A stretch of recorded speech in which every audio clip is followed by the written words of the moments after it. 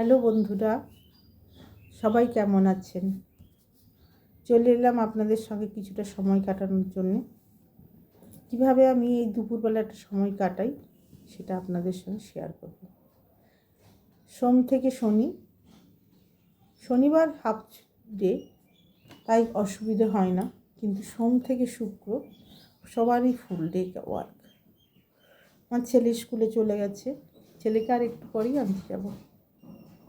তাই এখন একটু আগে আমি ভেবেছিলাম একটু আগেই ভিডিওটা করব, কিন্তু বাবা ফোন করাতে আমার ভিডিওটা করতে দেরি হলো। তাই এখন বসে বসে কী করছি বলুন তো, আপনারা দেখতে পাচ্ছেন কি না বুঝতে পারছি না। আমি কিন্তু এখন ছবি আঁকছি, একটা দৃশ্য। এই যে ছবিগুলো আমি আঁকি কেন জানেন? আমি ছবিগুলো আঁকি আমার ছেলেকে ইন্সপায়ার করার জন্য। ও সুন্দর ছবি আঁকে, কিন্তু ওর মানুষ আঁকতে গেলেই না ওর খুব ভয় হয়। এমনভাবে মানুষটাকে আঁকে, সে মানুষ না কি অন্য কিছু বুঝতে পারি না। সেই কারণে আমি ওর সঙ্গে আমি কিন্তু ছবি আঁকা শিখিনি। এটা যে আমার মধ্যে এই প্রতিভাটা লুকিয়েছিল সেটাও কিন্তু আমি জানতাম না। আমি সব জিনিস সুন্দরের পিয়াসী। সেই কারণে সুন্দর কোনো কিছু না হলে আমার যেন ঠিক মনোপুত হয় না। ও যখন যেটা আঁকে, ওকে আমি একটু হেল্প করে দিই, ও শেখে একজন টিচারের কাছে। এবারে যখন হয় আপনার আপনার যে যখন একটু জিনিসটা ভালো লাগে না, তখন আমি সেটাকে একটু ভেরিফিকেশন করে দেওয়ার চেষ্টা করি। আমি যে খুব ভালো আঁকি তা নয়। আর বলছি না, আমি কিন্তু কোনো আঁকার স্কুল বা আঁকাতে আমি শিখিনি।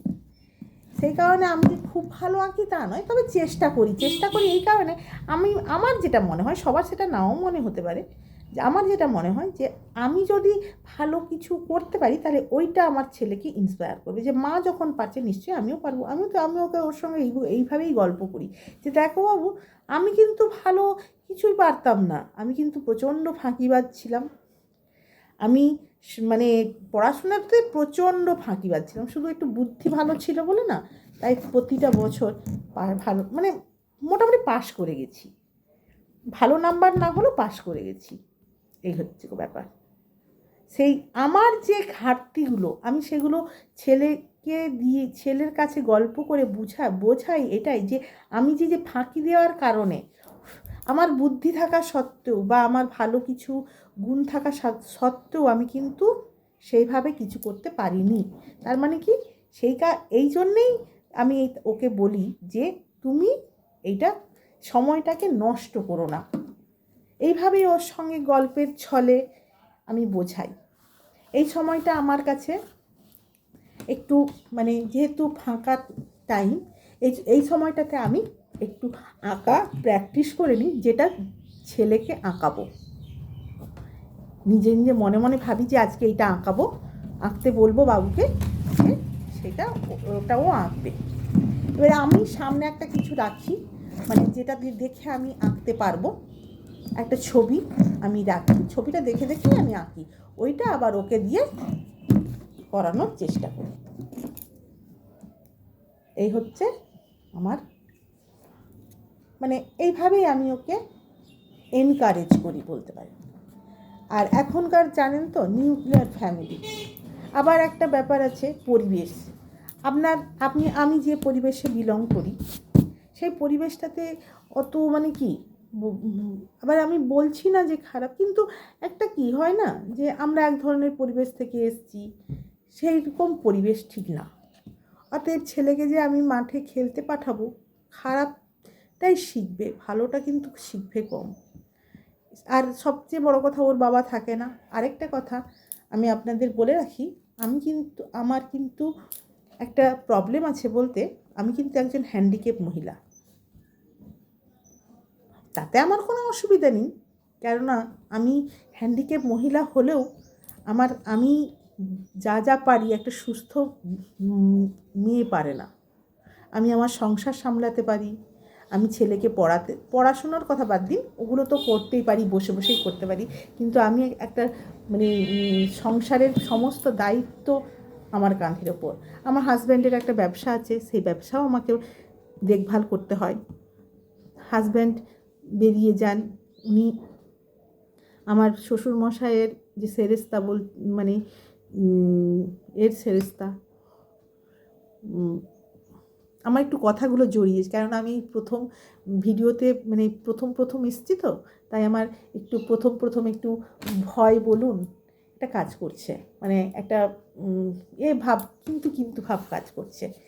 সেই জন্য আমার একটু কথাগুলো এলোমেলো হয়ে যাচ্ছে, একটু মানে ঠিক সাবলীলভাবে যেন বলতে পারছি না। এর জন্যে আপনাদের কাছে আমি ক্ষমা প্রার্থী।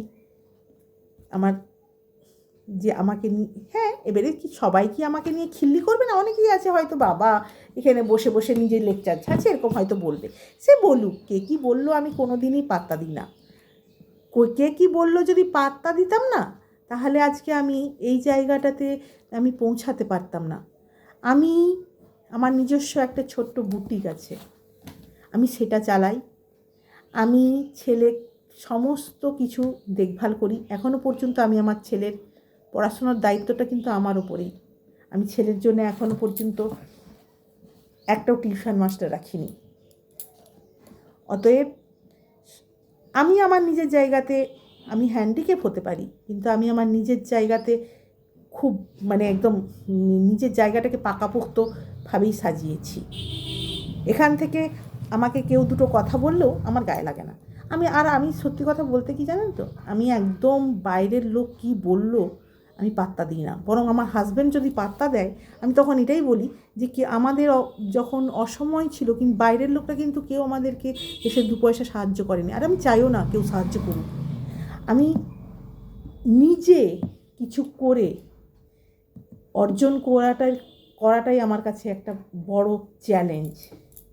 ওই জন্য আমি সবসময় আমি এটা নিজেও বলি এবং আমার পরিবারের মানে আমার হাজব্যান্ড এবং আমার ছেলেকেও বোঝাই।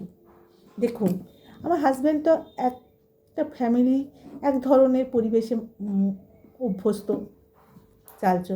এবারে আমি এক ধরনের পরিবেশ থেকে এসেছি, আমার মোটিভেশন ওর মোটিভেশন অনেকটাই হয়তো ফারাক, কিন্তু মানুষটা কিন্তু খুব ভালো।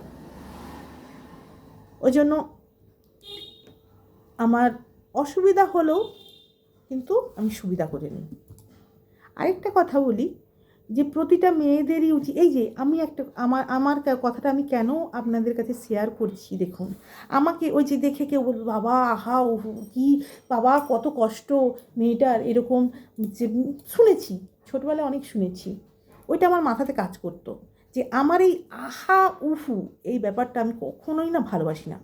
আমাকে কেউ দয়া করবে এটা আমি কখনোই মানে মেনে নিতে পারি না। কেন আমি একটা কথা ভাবি যে আমি যখন ছোট ছিলাম, আরেকটা কথা আপনাদের সঙ্গে শেয়ার করি, আমি যখন ছোট ছিলাম আমাকে অনেক জায়গায় দেখাতে নিয়ে যাওয়া হয়েছে, মানে ডাক্তার দেখাতে নিয়ে যাওয়া হয়েছে যে যাতে আমার পায়ের যেহেতু দুটো পাই আমার হচ্ছে পায়ের প্রবলেম, মানে সেগুলো আমার বাড়ির লোকরা কেউ কিন্তু কোনো করেনি। যেখানে যত ডাক্তার আছে কলকাতা থেকে শুরু করে সব জায়গাতে আমাকে নিয়ে যায়, ভেলোর থেকে শুরু করে সব জায়গাতেই আমাকে নিয়ে যাওয়া হচ্ছে। অতএব আমার সেদিকে কিন্তু মানে দেখুন আগের থেকে আমি অনেকটাই ভালো, মানে ছোটোবেলাতে যেমন ছিলাম তার থেকে আমি অনেকটাই এখন মানে ভালো, সেটা নিয়ে আমার কোনো আফসোস নেই। তো এবারে কি যে হচ্ছে আমি আমার জায়গাতে কিন্তু কোনো আমার অসুবিধা হয় না, মানে আহাউহু করার মতন আমার কোনো অসুবিধা হয় না। আমি নিজেই সমস্ত কাজ করতে পারি, রান্না বান্না থেকে শুরু করে সব কিছু করতে পারি। আমার ওই জন্য আমাকে নিয়ে আমার কোনো প্রবলেম নেই, এটা আমি বলতে পারি। কিন্তু কেউ ওই যে আহাউহুটা আমি শুনতে ভালোবাসি না, সেই কারণেই আমি সবসময় চাই আমার নিজের পায়ে দাঁড়াতে। আমি আমার নিজস্ব একটা ছোট্ট অনলাইন বুটিক, যদিও আমার বাড়িতেই কিছু স্টক আছে, কিছু স্টক করি, বাইরে থেকেও কালেকশান করে সেল করি। সেই হিসাবে মানে আমি আমার নিজের খরচ বা বলুন ধরুন হচ্ছে করে আমি চালাতে পারি, ঠিক আছে? ওইটা নিয়ে আমার কোনো মানে আক্ষেপ নেই। আগে হয়তো আগে ছিল না বলবো না, ছিল। যখন আমি ছোট ছিলাম না, তখন আমার খুব আক্ষেপ ছিল, মনে হতো আমি মনে হয় কোথাও একা করে যেতে পারবো না, আমার মনে হয় বেশি দূর পড়াশোনা হবে না, এরকম মনে ভাবতাম, অনেক কিছু মনে ভাবতাম না যে তা নয়, কিন্তু আমি কিন্তু মানে খুবই মানে ছিলাম। কিন্তু ওই যে বললাম না, কথাটা বলতে বলতে রেখে দিলাম, যে হচ্ছে গিয়ে একবার একটা জায়গায় গিয়ে বলছি যে হচ্ছে আপনাদের ওই শখের বাজার বলে একটা প্রতিবন্ধীদের একটা স্কুল, বোর্ডিং, আর ওখানে সমস্ত কিছু মানে কি সব টেখানো হয়, ওখানে আমাকে নিয়ে গিয়েছিল ডাক্তার দেখাতে। তো ওইখানে গিয়ে আমি যখন দেখলাম না যে আমার গায়ে, কথাটা বলতে বলতে গল্পটা করতে করতে আমার গায়ে না কাঁটা দিচ্ছে, আমি যখন দেখলাম না ওখানে গিয়ে যে এত ছেলে মেয়েরা তারা এতটাই আমার মানে আমার থেকে, আমার তো কিছুই না তাদের কাছে, আমার এই প্রবলেমটা কিছুই না, আমার চোখ দিয়ে জল আসছে এই কারণে, মানে আমি খুব মানে হয়ে যাচ্ছি, মানে আবেগপ্রবণ হয়ে যাচ্ছে এই কারণে যে আমি যখন দেখছি ওদেরকে, যে ওদের যা প্রবলেম আমার তার এক সিকিও নয়, তখন না আমার মাথায় না একটা জেদ চাপলো যে আমাকে বেরোতে হবে। আমি গ্র্যাজুয়েশন কমপ্লিট করেছি, আমি হস্টেলেই মানুষ, আমি আমার ছোটো থেকে ক্লাস 12 পর্যন্ত আমরা হস্টেলেই পড়াশোনা করেছি। আর হচ্ছে তখন কি আমার 2 বোন, আমার বাবা মার মনে হতো যে আমার 2 বোন আমার পাশে থাকলে মানে আমার কোনো কষ্ট হবে না, এরকম আর কি মনে হতো। তো তাহলে কি আমি তো এক অন্যের ওপর ডিপেন্ডেন্ট হয়ে যাচ্ছি, মানে হয়ে গিয়েছিলাম, যে তাহলে কি সবসময় ভাবতাম তাহলে কি আমার এই উচ্চ মাধ্যমিক পর্যন্তই আমার পড়াশুনো হবে, আর কি আমার হবে না? কেননা কলেজে যেতে গেলে ধরুন ওরা এক বিভাগে পড়বে, আমি এক বিভাগে পড়বো, আমি হচ্ছে আর্টসের স্টুডেন্ট, ওরা হচ্ছে সায়েন্সের স্টুডেন্ট, অতএব এক বিভাগে পড়বো। এটা তো তাহলে কি আমার আর কোনো দিন পড়াশোনা মানে আর কি আমি এর থেকে বেশি দিন পড়াশোনা নিয়ে যেতে পারবো না, এরকম মানে ভাবতাম। কিন্তু আমার মাথাতে খুব মানে আমি যেটা মনে ভাবি না আমি সেটা করেই ছাড়ি, সেটা যত বড় বিপদ হোক।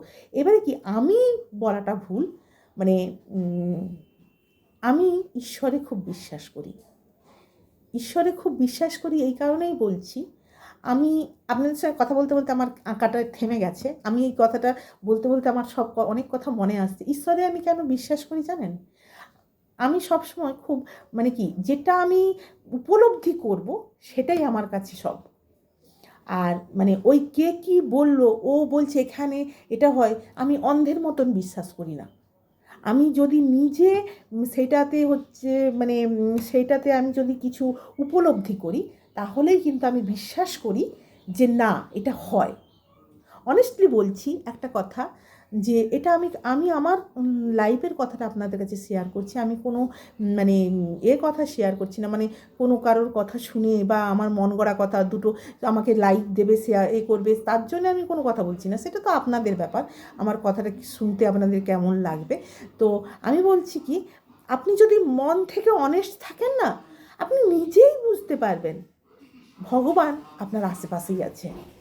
এটা আমি সত্যিই বলছি, আমার নিজের মন থেকে বলছি। ধরুন দেখুন, আমি তো একটা হ্যান্ডিক্যাপ মেয়ে, আমার 2টো পাই, আমি আপনাদেরকে একদিন দেখাবো, সত্যি আমি এটা মিথ্যে কথা বলছি কি সত্যি কথা বলছি, আমি যে আমার যে 2টো পায়েরই প্রবলেম, সেটা আপনাদেরকে একদিন ভিডিও করে আমি দেখাবো। তো আমার তো ধরুন 2টো পায়েরই প্রবলেম, আমি যখন তখন পড়ে যেতে পারি, বাইক করতে পারি, যাই হোক একটা অঘটন ঘটে যেতে পারে। কিন্তু জানেন তো, আমার যেন যখনই আমি কোনো না কোনো বিপদে পড়েছি না, একদম ধরতে পারেন মানে গোড়ালির পেছনে আমার বিপদ, আমাকে ঠিক মানে এমনভাবে সেইখান থেকে রেস্কিউ করেছে কেউ না কেউ, কে নিশ্চয়ই তাহলে অদৃশ্য কোনো শক্তি না? তো এটাতে আমাকে মানে কি আনন্দে আমার চোখ দিয়ে জল বেরিয়ে যাচ্ছে, যে কোনো অদৃশ্য শক্তি আমাকে সব সময় দেখভাল করে। আমি মেদিনীপুরের মেয়ে, আমার বিয়ে হয়েছে কৃষ্ণনগর, নদিয়ার কৃষ্ণনগর। আমার বাপের বাড়ি থেকে আমার শ্বশুর বাড়ি ডিস্টেন্স প্রায় 220 থেকে 40 কিলোমিটার। তো আর এই আমার যেখানে বিয়ে হয়েছে সেখানে আমার কোনো কিন্তু আত্মীয় স্বজন কিচ্ছু কেউ নেই। আমি যদি কোনো বিপদে পড়ি, ধরুন আমার বাবার বাড়িতে প্রথম সবাই খুব ভয় পেত, কেননা আমার বিয়ে হয়েছে এত দূরে, কারোরই বিয়ে দেওয়ার ইচ্ছা ছিল না। মানে আমার জেদেই ধরুন আমি বিয়ে করেছি, আমার সংসার করেছি, তো সেই হিসাবে মানে সবাই ভয় পেত যে কী হবে। কিন্তু হ্যাঁ, আমার অনেক আপনারা আমার সঙ্গে কথা মানে আমি আপনাদের সঙ্গে গল্প করতে করতে আমার সমস্ত জীবনের কাহিনী দেখবেন আপনাদের কাছে তুলে ধরবো, গল্প করব, সময় কাটাবো। তো সেই হিসাবে বলছি যে অনেক মানে আমার 16 বছর পূর্ণ হয়ে 17য় পা দিয়েছি বৈবাহিক জীবন। তো অনেক যুদ্ধ করতে হয়েছে। মানে সেই যুদ্ধের কথা যদি আপনারা শোনেন না, মানে আপনারা নিজেরাই ভাববেন যে কী করে যে এই মানে যুদ্ধটা আমি জয়ী হয়েছি প্রতিটা পদক্ষেপে। আমি যুদ্ধক্ষেত্রে নেমে প্রতিটা পদক্ষেপে আমি একাই, ধরুন আমার পাশে কেউ নেই, মানে মানুষ কেউ নেই, শুধুমাত্র আমার মানে ঈশ্বর বলুন, মানে যেটাকে বলতে পারেন, আমি বলি ঈশ্বর, একজন অদৃশ্য সবচেয়ে সর্বশক্তিমান, তিনি আমাকে রক্ষা করেন প্রতিটা বিপদে, প্রতিটা সময়। আমি ওই জন্য একটা কথা খুব ভালো করে, এই যে অনেকে বলে না যে সৎ মানুষদের কিছু ভালো হয় না, হয় সৎ মানুষদের ধৈর্য ধরতে হয়, সৎ মানুষদের হয়, অবশ্যই হয়, তার মানে একদম জলজ্যান্ত প্রমাণ আমি নিজেই। আমি অন্যের কথা কি বলবো, আমি তো নিজেই নিজের প্রমাণ। সৎ সৎ একদম অনেস্ট, কথাতে নয়, অন্তর থেকে সৎ। আপনি যদি মানে কেউ যদি, আপনি নয় মানে আপনারা যদি কেউ হন না, আপনারা যারা ধরুন অন্তর থেকে সৎ, তারা কিন্তু এই কথাগুলো তাদের ভালো লাগবে, যে তারা কিন্তু আমার সঙ্গে একমত হবেন যে হ্যাঁ কেউ থাকে। একদম মানে করে বলছি, হলপ করে বলছি, আপনারা মানে কেউ, আমি যেমন অনেস্টলি মানে আমি আমার দোষটাকে পর্যন্ত আমি তো মানুষ, দেখুন আমি তো মানুষ, আমি তো একজন মানুষ, আমার মধ্যে খারাপটা আমি ভালো বলে আমি বলছি না, আমার খারাপটাই আমি প্রচণ্ড বদরাগী বলতে কি, আমার কাছে অন্যায় হলে আমি কাউকে ছেড়ে কথা বলবো না, সে আমার মা বাবা যেই হোক না কেন, এমনকি নিজেও। আমি যদি ভুলবশত কোনো মানে কোনো ভুল করে ফেলেছি, আমি নিজের গালে নিজে চড় মারি, মানে আমি নিজেকেও কিন্তু ক্ষমা করি না। আমার অন্যায়টা দেখলেই আমার মাথা, তখন ভাবি এই আমি কী করে এটা করলাম, তখন আমার নিজের গালেই নিজে চড় মারতে ইচ্ছে করে, এবং আমি মারিও, চুলের মুঠি ধরে নিজেকেই নিজে মানে করে দিই। এইরকম মানুষ আমি। অতএব আমি প্রচণ্ড রাগী, মানে প্রচণ্ড বলতে পারি না, আমি অন্যায় একদম সহ্য করতে পারি না, এই হচ্ছে ব্যাপার। তো ওই যে বাচ্চাগুলো, তখন আমি যখন যাই, তখন আমার বয়স ধরুন 17-18, যখন যাদেরকে আমি দেখে ইন্সপায়ার হয়েছি, তারা আমার থেকে অনেকটাই ছোট, এবং তারা কেউ ধরুন সেই মানে কি মানে কেমন বলছি, মানসিক দিক থেকেও মানে হ্যান্ডিক্যাপ, এবং মানে তার পাটা কেমন হয়ে মতো, মানে কি দেখে না আমার এত কষ্ট লেগেছিল। সেই তারা দেখছি কেউ আঁকছে, কেউ মানে কি করে, মানে কি বলবো, নাচার মানে পায়ে না জোর, হাতে যাদের জোর আছে তারা দেখে দেখে নাচ প্র্যাকটিস করছে, কেউ সেলাই করছে, কেউ এইরকম প্রত্যেকেই একটা কোনো না কোনো অ্যাক্টিভিটিতে যুক্ত। তখন আমার মাথাতে খেললো কি, ওরা যদি পারে, তা আমার তো কিছুই না, আমি তো, আমার পায়ের প্রবলেম, কিন্তু আমি তো হাঁটতে পারি না, এরকম নয়। আমি কেন সব দিন অন্যের ওপর ডিপেন্ড করে চলবো? তাহলে অন্যরা যদি কেউ যদি আমাকে হেল্প করে, তবেই আমার হয়তো কোথাও যেতে মন গিয়েছে, আমি যেতে পারবো না, বা আমার ওই যে ক্লাসে মানে ওই কলেজে ভর্তি হতে ইচ্ছে হয়েছে, ভালো কলেজে, সেখানে আমি অনার্স নিয়ে পড়বো, এরকম, তাহলে কি আমি করতে পারবো না? এই যে মানসিকতাটা না, ওদেরকে দেখে আমাকে ইন্সপায়ার করেছিল। আমি নিজেই বাসে করে যেতাম, আমার কলেজ ছিল মেদিনীপুর ওমেন্স কলেজ, রাজা নরেন্দ্রনাথ খান ওমেন্স কলেজে আমি পড়তাম, ইংলিশ অনার্স নিয়েই পড়তাম। তো আমি পড়েছি ওখানে, আবার কি বাস থেকে নেমে আবার কলেজ বাস ছিল, কলেজ বাসে করে কলেজ গিয়েছি, মানে কি একটা স্বাধীনতা আমি অর্জন করেছি।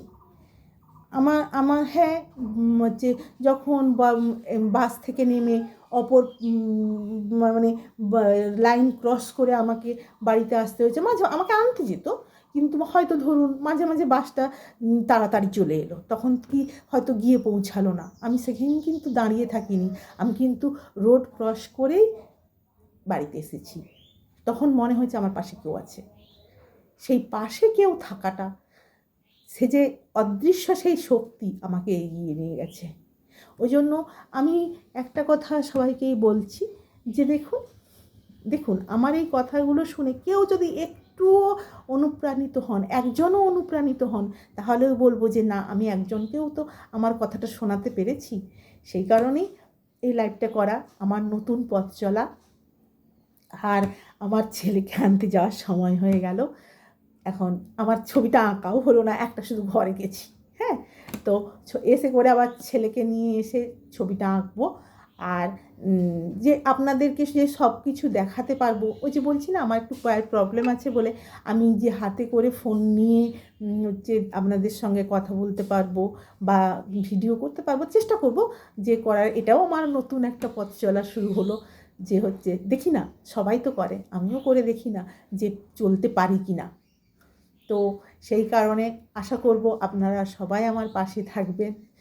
আর সত্যি মানে নিজের কথাগুলো বলে নিজেকে খুব মানে কি বলবো, নিজের কিছুটা একটুখানি কথা শেয়ার করে, এই যে বলেছি না যে অনেস্ট থাকলে ভগবান পাশে থাকে, এটাতে না ভেতর থেকে একটা না আনন্দশ্রু আমার চোখ দিয়ে বেরোচ্ছে।